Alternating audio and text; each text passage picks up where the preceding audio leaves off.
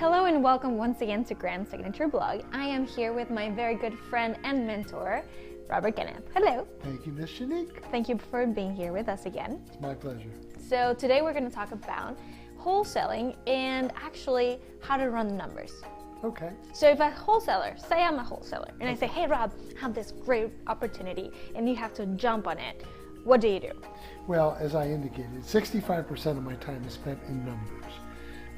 And 35% is actually going out to the property and visiting it. I don't have a warm spot necessarily for wholesalers unless they're really wholesaling me the property and leaving a significant amount of money on the table for me to make. So typically there is no number. But if there's not enough equity spread in the property, then it may not be wholesale. You may be paying close to retail. Not because someone comes to you and says, I'm a wholesaler, here's a property. You have to run your numbers. You have to do due diligence before Absolutely. You actually jump on it. It's all about the numbers. Told you, there's no emotion, it's numbers. So I don't care what you know. You're telling an actress there's no emotion? There's my mistake. But I don't make that mistake in real estate. Okay. There's no emotion. It's all about the numbers. So again, we use numbers. If it's $200,000 fair market value, and I can buy it for $100,000, and I've seen it, and I've done the numbers. So what do the numbers mean? We do what is called a CMA, comparative market analysis. How do you get those precious numbers?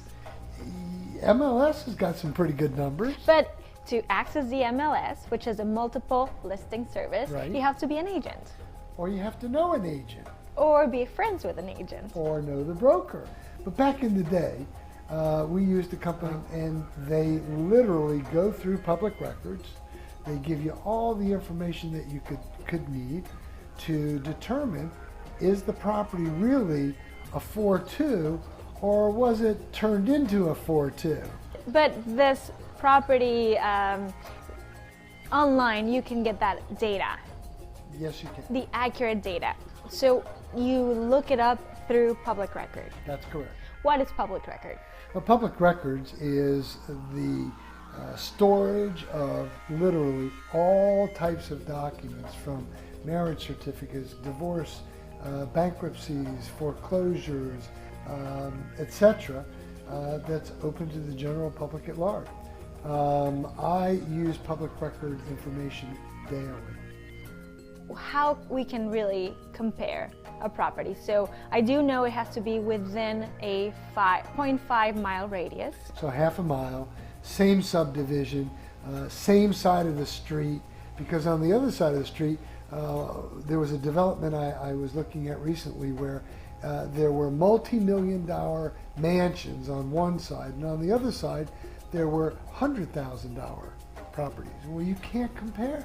The most important number in my business, our business to be, is fair market value. When you feel comfortable in determining what is that fair market value, and you know that somebody's offering you that property for 50 cents on the dollar, that's a great deal. Mm-hmm. They might have bought it for 25 cents on the dollar. How do we establish fair market value? The thing that all properties have in common is price per square foot. So if on the same street, you've got a 3,000 square foot house and a 2,000 square foot house. One has a pool, one doesn't have a pool. One's on water, one's not on water. One's on the golf course, the other one is not on the golf course. Then it's not comparable. They can be compared by price per square foot. You just take out the extras. So what you're saying is we should not look at how many bedrooms and baths, or if it has a yard or a pool, but rather look at the square footage. Living square footage. Living square footage, and not the back patio, and not the lot. And not the garage. So price per square foot, simply go to what was the property valued at, what did it sell for, are one and the same, and then you want to determine the price per square foot. So divide it out. Divide the square footage into the sale price, and then I'll give you a price per square foot. So let's say I am going to buy a property that is $100,000. Okay. And it's 1,000 square feet. Right. So is that a good? That's $100 a square foot. So is that a good comparable? As long as we're comparing it to the 3,000 square foot house that might be worth $200,000. Now I take $100 times the greater square footage, okay, and then I multiply it out. Then I'll know what is that property worth. Okay. Okay. So that is how we get the numbers. That's correct. Very well. Okay. Thank you very much for watching. Stay tuned for more. And if you want to get a hold of Robert, then how can we do that? Love to work with people throughout the country. Contact me via email, hotforclosure@aol.com, HOTFORCLSR@aol.com, or have them call me. Area code 954-494-2054. Beautiful. Thank you so much. Don't go anywhere. Subscribe and join the investment community. We have a new episode every Tuesday at 2 p.m. Pacific Time on YouTube and Vimeo.